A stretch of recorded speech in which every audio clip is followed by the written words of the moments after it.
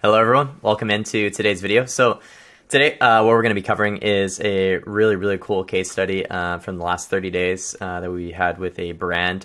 We were essentially able to generate them just over $1.5 million. This is in Canadian dollars, so US would probably be, well, right around now about 1.2 million or so, at a 4.4x return on ad spend across 3 platforms. So I'll go over all the results and everything in 30 days for a Shopify, a direct-to-consumer brand.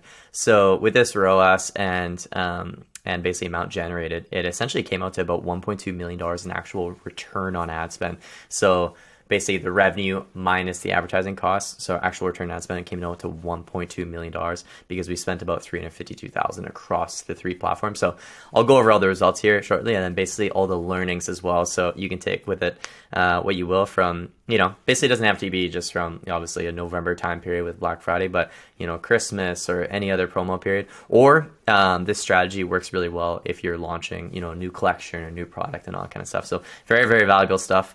And yeah, let's go ahead and get into it. So first things first, what we're going to do is we're going to go over the results across the platform. So first things first, we'll cover Meta. And this is going to be for all of November 2022. So advertising spend on this platform alone was $262,000. And then revenue brought back was $1.02 million in revenue, equating up to a 3.91 return ad spend. Obviously, with the attribution window track and everything, it's actually probably a bit higher, to be honest. And, at the time of recording this, this is actually even higher now, to be honest, because of the 7-day, all those sales coming in after 7 days of tracking. However, this is basically the stats as it is right now, but really glad we were able to hit $1 million month just with Meta. And then you can basically see the proof and results in the back end. So you can see here, last month, November 2022, advertising spend, $262,000. We reached 2.4 million people literally in 30 days, which is crazy. Got 8,785 purchases. Cost per acquisition was $29.84. And then purchase conversion value was $1.02 million. Okay, so that's just on Meta. Up next, Pinterest. So you can see here, same month, and Pinterest is one of those platforms that gets slept on. It's actually a very, incredible platform that can, perform extremely well. And you can see here, basically, we spent $66,000 and then brought back $427,000 literally in just 30 days with a return ad spend of 6.46. Okay, so you can see here in the back end for this, you can see the same time frame, November 2022. Advertising spend $66,000, sorry, and cost per acquisition was $19.31. Total order value checkout, i.e. revenue generated, was $427,000, and then total ROAS 6.47. And then lastly, another platform we used was Snapchat. So Snapchat, you can see here, same time frame. Spent $24,000, just a touch over there, and then basically it actually ended up being over $100,000 with the tracking after that. But when I'm recording this, it was $99,259, which equates out to a return ad spend of 4.12, so very profitable. And then you can see here in the back end for that, you can see the $99,000 spent, and then the 4.12. So if you basically add all those up, it comes out to just over, it's like $1.55 million Canadian dollars generated and spent in total across the 3 platforms, $352,000. So that's where the 4.4x comes from. Obviously, the brand did way more yeah, for the month, with email, organic, all these other, methods of getting traffic. But just in terms of the paid social advertising, this is basically what came out to for the month. So very incredible stuff. And obviously, there's a lot to learn from this here. So what we're going to do is we're just going to go over this doc here and kind of just touch over some key points here and how we were able to do this. So basically what we did, we made sure we planned well in advance. What we planned was, duration, offer, budget.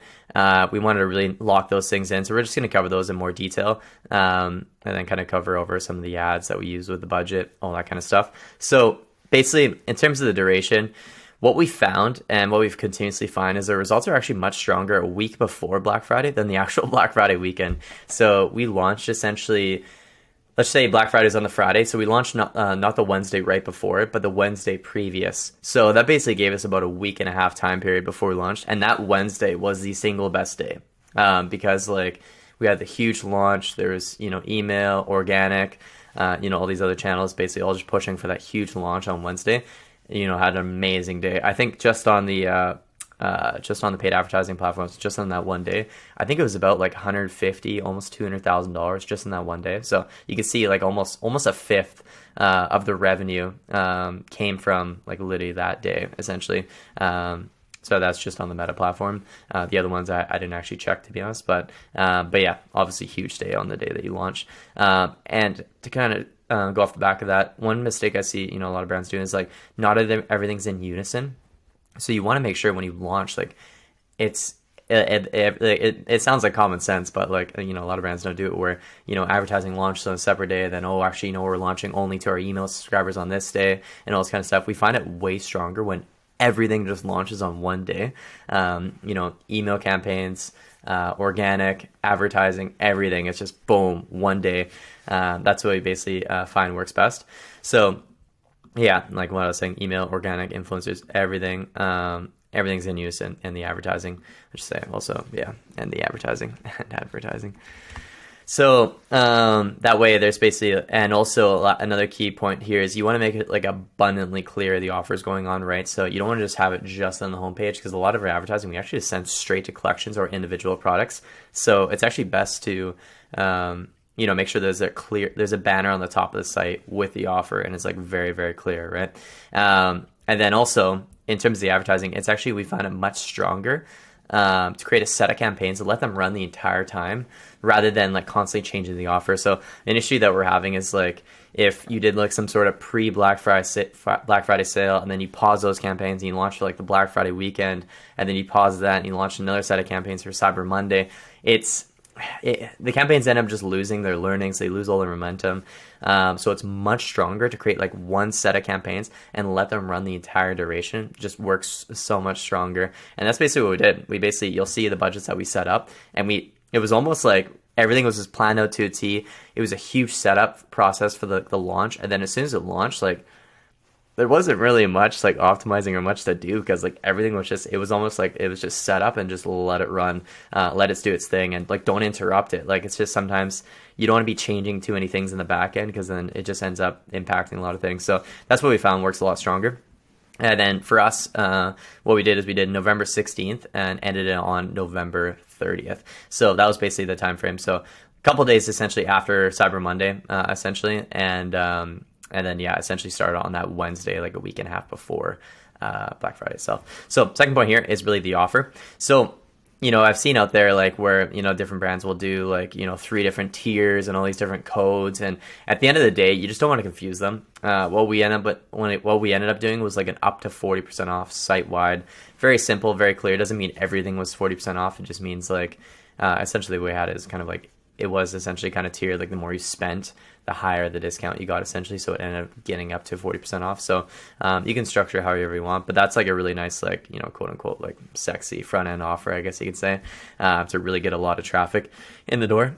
So that really worked really well. And honestly, from our testing, just keep it simple. You don't need some long complex code with like, Black Friday 2022, or I mean, just keep it simple. Honestly. Yeah, that's really all I have to say about that. Okay, so in terms of the content, so because on Meta we launched, because with our budget, we allocated about $150,000 towards the campaigns, like just our own separate campaigns, and we let the other evergreen campaigns that are always running, let those go. But we basically launched a total of 16 ads, okay? And it's 4 of them were actually whitelisted videos dedicated just for Black Friday from #paid. So not sure if you heard about it. I talked about it on the channel before, but there's actually different ones too. There's another one that we're actually looking into as well. It's called Incense. By the way, I'm not affiliated with any of these guys. You can do your own research and look into it. But I could vouch for #Pay. They're actually really solid platform. But this is another one as well too that we actually might be testing out. But essentially what it is like you may have seen it before where ads come actually from the creator and not the brand. So we actually created 4 different videos that were just dedicated for Black Friday. So these creators were like, hey, by the way, this brand is launching their Black Friday sale. Use this code, yada, yada, yada. And then soon, I love the brand for this, and this reason, shop today. So you know what I mean? We made different variations of those and had like 4 different videos. basically for the event. So that's basically what we did, and 4 of them were that out of the 16. 3 of them were actually just like regular videos. They were actually more Christmas themed. By the way, Christmas themed stuff works really, really well for Black Friday, November, all that sort of stuff. And then just basically had Black Friday and offer messaging on them. Okay. And then 8 of the 16 were actually just photos. So photo ads actually do quite well. The Black Friday and offer messaging on them. Basically what I mean by that, it's literally like it had like the photo of the product and all that kind of stuff. And it had like Black Friday, get up to 40% off. Like, you know what I mean? It's very, very straightforward. You don't need to get too fancy with it. And then there was actually one carousel. It was basically a white background with all the products, essentially. And then on Pinterest, we launched a total of 4 ads. The budget was a lot smaller over there. And then all 4 of them were actually video ads with a brand logo on each, as well as the Black Friday messaging. Pinterest is good to have the logo on each creative. So that's basically what we did. And then on Snapchat, we launched a total of 6 ads. And then basically 6 of them were just all videos. So one of the videos was a winning video from the hashtag paid. Basically that performed really well early on. So we actually, because we launched, remember what I was saying, we launched 4 of them here. We noticed that one of them was doing really well. So we actually just ended up launching that over on Snapchat after the fact when we noticed it was doing really well. So things that work really well on Meta, tend to do really well on Snapchat, to be honest. So that's basically what we did there. In terms of the budget, so on Meta, this is where the bulk of it, the budget went to across the platforms. It has the most scale. And, it does really, really well. So we actually had, 6 dedicated campaigns. And so basically for each country, so for the overview, basically it was $100,000 for Canada and then $50,000 for the US. And you can see the breakdown of the campaigns below. So basically what it was is we had 3 campaigns for Canada and 3 for the US. So basically what CA cold means, it means Canada, and it's cold traffic. So people have never heard of the brand before. We have 65,000 out of the 100,000. Basically going towards new traffic. So it's basically 65% goes towards new people, essentially. And then you can see the warm and the hot, the remainder. So 20,000 goes towards warm, which basically means anyone who's engaged with a Facebook and Instagram page in the last 365 days, like last year. Anyone who's like, as soon as you like go to the page, like you're an engager. So that's basically who we're retargeting. And then anyone who's been to the site, which is what we call hot, we're basically hitting everyone who's been to the site, and we kind of structure the ad sets in a certain way. And then for the US, we took 65% of 50,000, which came into 32.5. And then the remainder went to, basically the warm and the hot, essentially for the US as well. So that was on Meta, big bulk of it. And then basically on each of them, there's different ad sets in there. And then each ad set had a total of 16 ads because it was such a big budget. So we need to make sure you can't just launch like 2 ads. It's going to get fatigued so quickly, so you want to really diversify all the different ads as you go along. Pinterest, a bit of a smaller one. So we had obviously this doesn't include all the other evergreen campaigns, because obviously the total for this came out to like 260,000, I think it was. So obviously, an extra 90,000 was spent during the entire month on the evergreen campaigns that we already had going. And then we just raised those budgets, because as soon as you launch the offer, everything the ROAS just skyrockets. So you want to basically have a lot of momentum going in and then just raise those budgets that are already running. You don't want to pause everything that's already running, because as soon as they go to the site, you should have a banner on the top, right?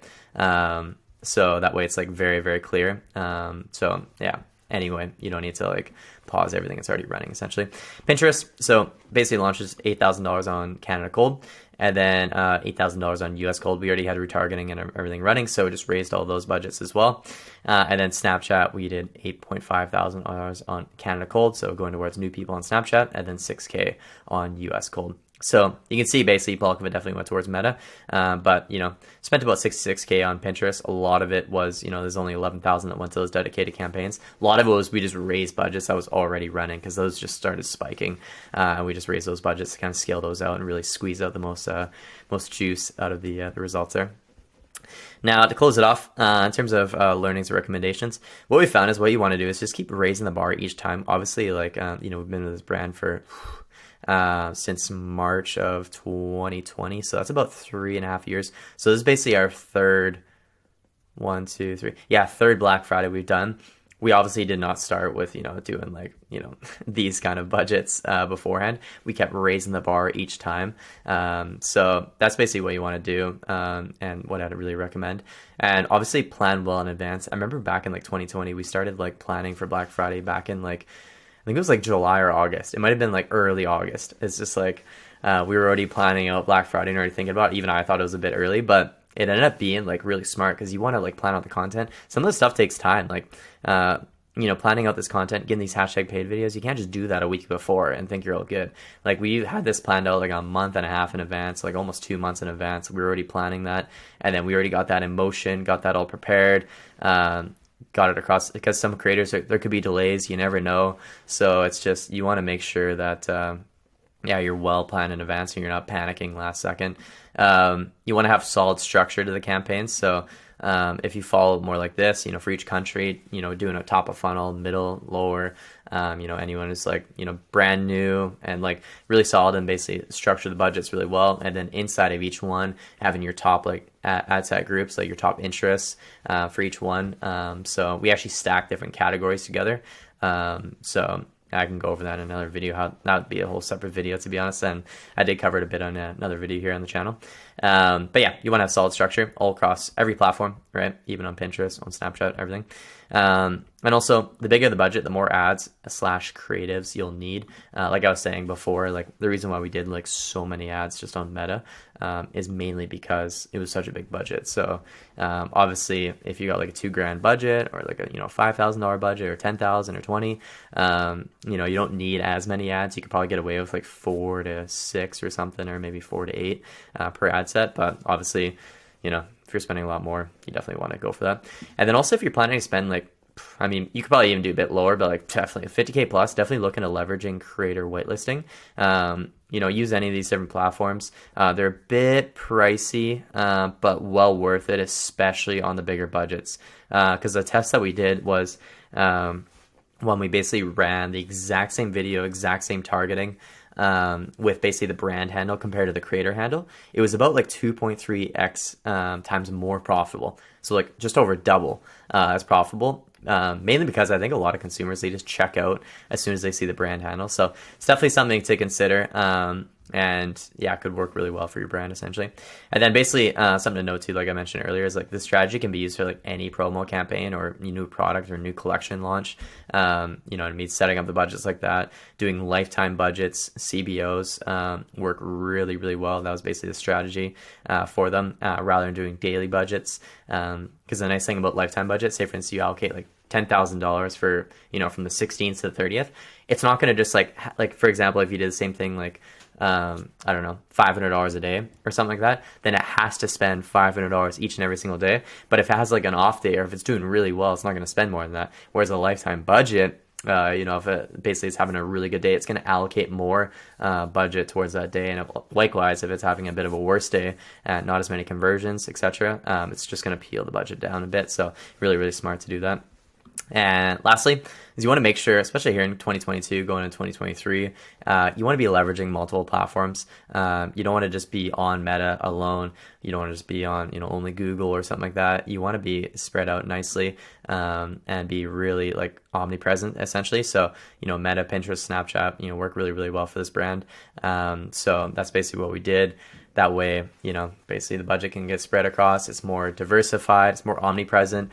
I don't know if you've like basically gone to like a brand site. Next thing you know, you're logging on Facebook. They're there. They're on Instagram. They're there. Like you're on Snapchat. They're there. And Pinterest, or Google. They're everywhere. You know what I mean? And it kind of creates this effect like you just seem like a much bigger brand than you really are. And you can actually create this omnipresence effect. With a lot smaller budget than you think. So. But yeah, that basically kind of wraps up the video. All in all, really, really solid results. We're just going to keep, like we're talking here, keep raising the bar each time. But overall, very, very solid results. So, basically, I hope this video is really helpful. And if there's any questions regarding any of this, go ahead and drop them down in the comments down below. I'll get back to you when I can. Other than that, thank you so much for watching all the way through. And I guess we'll see you in the next video. Thanks so much for watching.